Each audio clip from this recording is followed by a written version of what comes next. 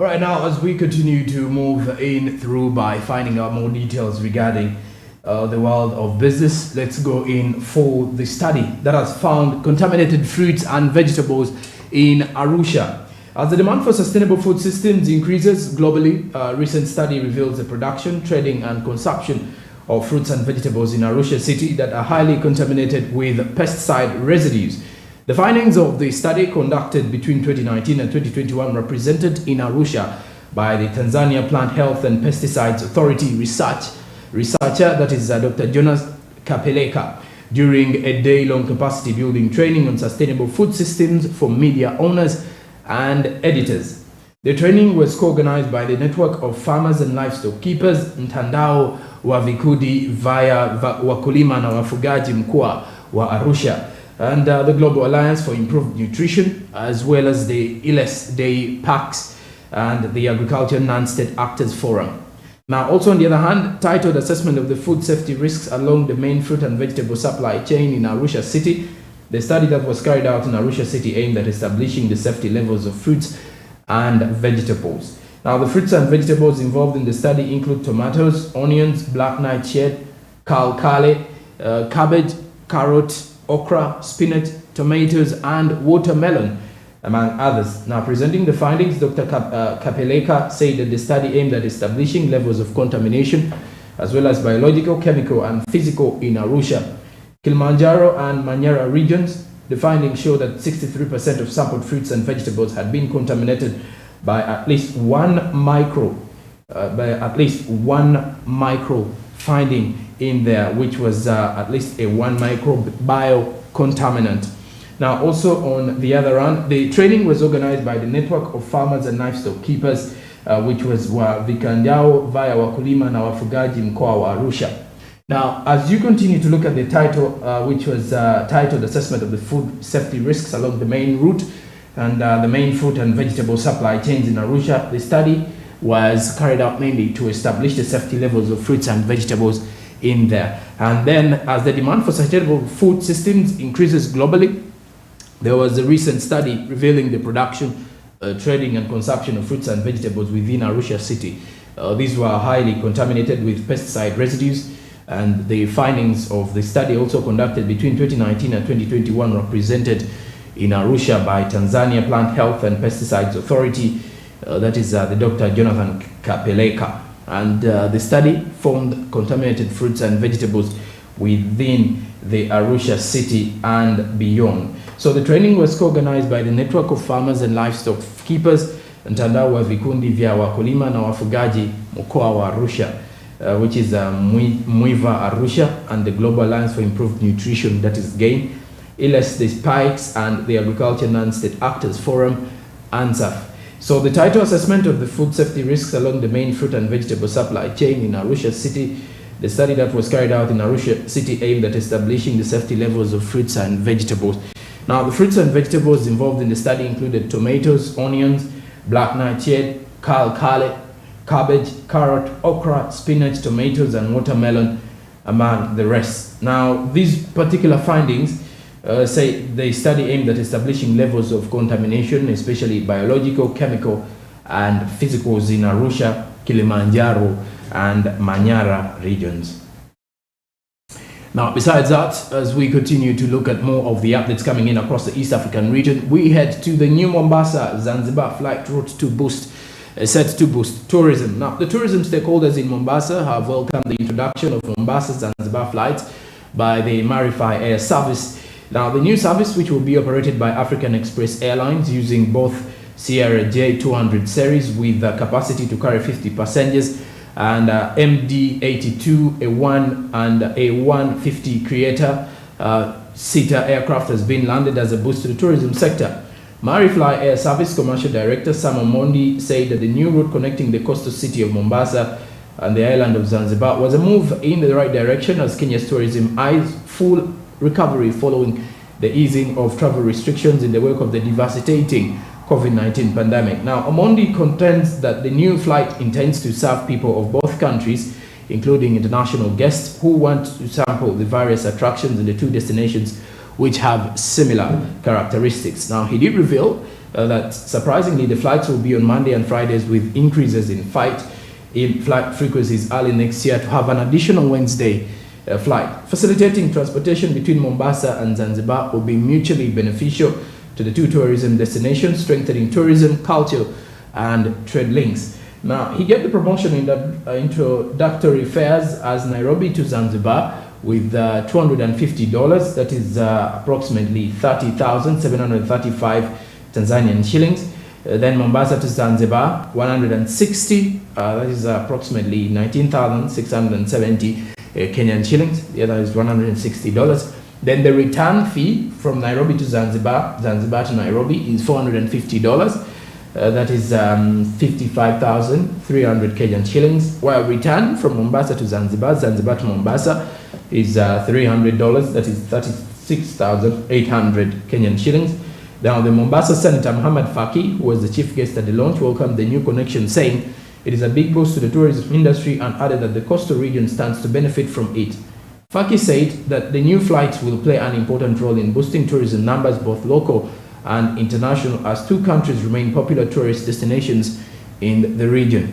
Now, the Kenya Association of Women in Tourism, Mombasa County Chapter Chairperson Janet Chamia welcomed the new service flight, adding that it was time Kenyans fully embraced intra-Africa travel. So at the end of the day, you get to also find out that some of these situations is very weird and coming in at a time when people really need to understand and ascertain some of the controversial sites and situations coming in now. The Mombasa Senator Mohammed Faki, who was the chief guest at the launch, welcomed the new connection, saying it's a big boost to the tourism industry, and that added that the coastal region stands to benefit from it.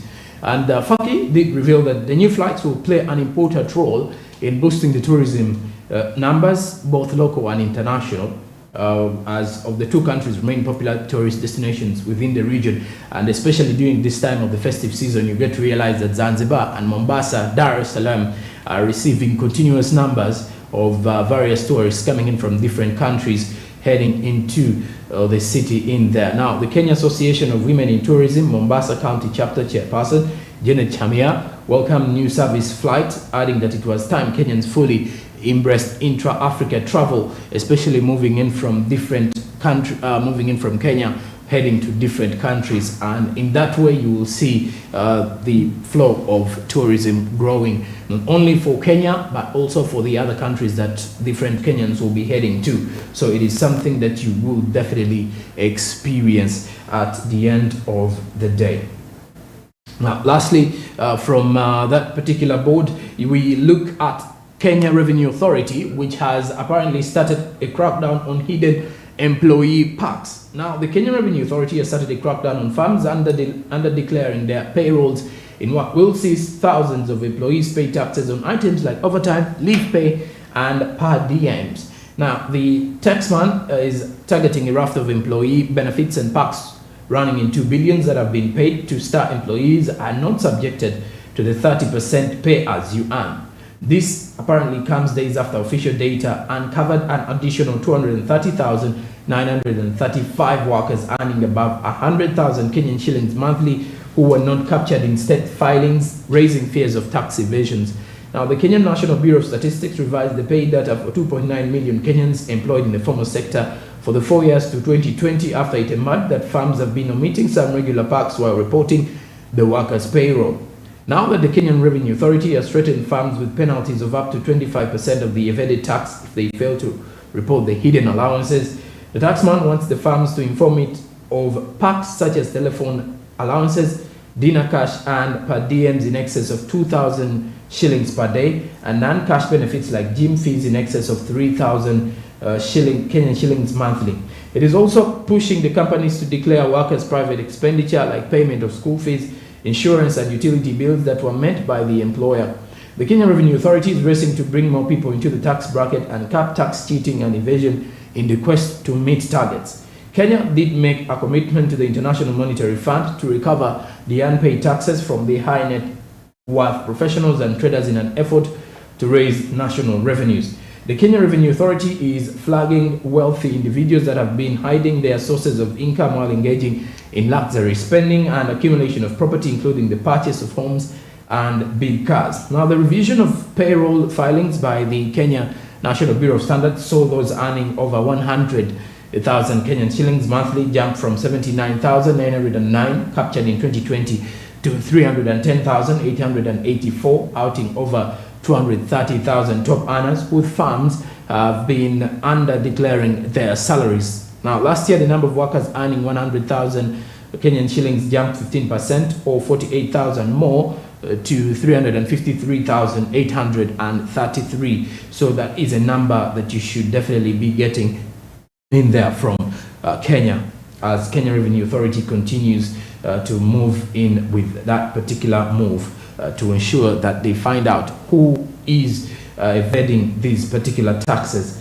from that space. And that is it for Karibu East Africa. Now we cross over across the entire African region and also to check out what is making headlines from the world of the international news.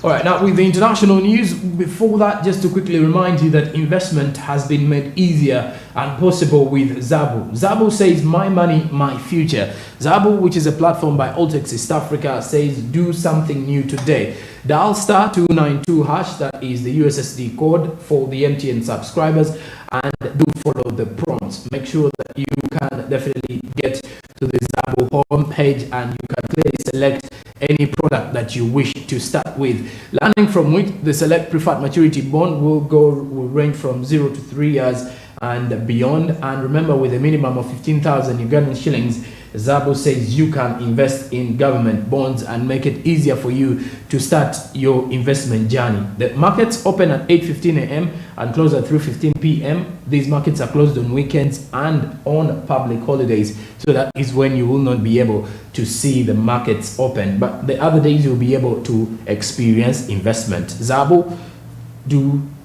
my money, my future. Altex East Africa, do something new. Now, besides that, with the international news, we start off from the Times to do with more coming in from the world of business in that space as we head to West Africa. Now, Ghana's finance minister has escaped a vote of no confidence, as this comes after the finance minister, Kenneth Ofori-Atta, escaped a vote of no confidence in Parliament on Thursday, as after the ruling party lawmakers pulled out of a vote on his handling of the country's economic crisis. Now, President Nana Akufo-Addo's government is currently under pressure as it does negotiate up to $3 billion in bailout loans from the International Monetary Fund. Now, opposition lawmakers in Parliament, divided between the ruling New Patriotic Party and the National Democratic Congress, who are seeking to oust the finance minister over a series of allegations. According to House Speaker Alaban Bagabin, the opposition minority voted 136 votes in favor of censure on Thursday, meaning it did not reach the 2/3 majority required to oust the minister, and the majority NPP lawmakers had walked out before the vote. President Akufo-Addo has called on Ghanaians to support his efforts to manage the crisis, as inflation has reached 40% and the national currency, that is the Ghanaian cedi, has devalued by more than 50% against the dollar. Ghana is a major producer of cocoa and gold and has oil and gas reserves, but its debt service payments have soared. Unlike the rest of sub-Saharan Africa, it has been hit hard by the consequences of the global pandemic and the war in Ukraine. Now, an International Monetary Fund team is currently in Ghana negotiating the terms of a loan agreement. Opposition lawmakers have questioned the finance minister over the allegations of misappropriation of public funds and alarming incompetence and ineptitude that led to the collapse of the Ghanaian economy.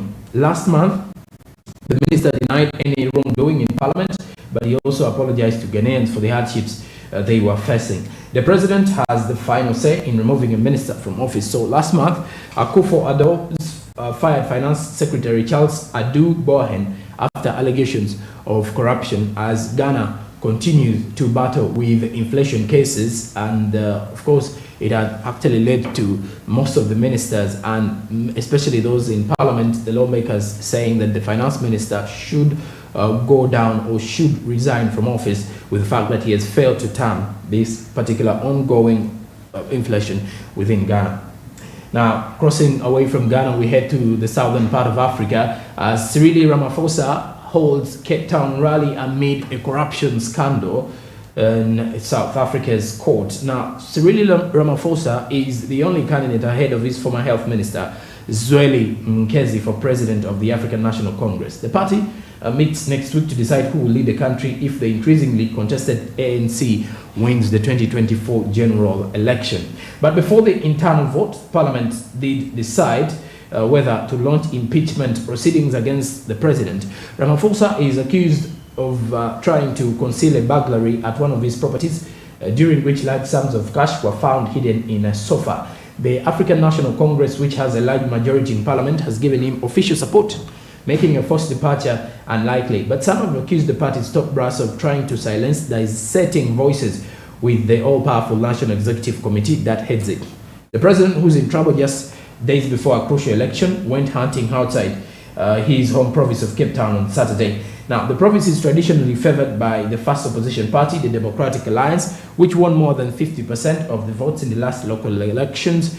Asked by journalists about a possible withdrawal following the burglary case in which he is not charged, but at this stage, Ramaphosa replied with a smile, saying that there is no problem, there is no crisis, and he asked people to relax before putting an end to the questions that were being asked by the journalists. Now, later, walking between the corrugated iron shacks of a township, the president was followed by a restless crowd dressed in green, black, and yellow, the colors of the ANC.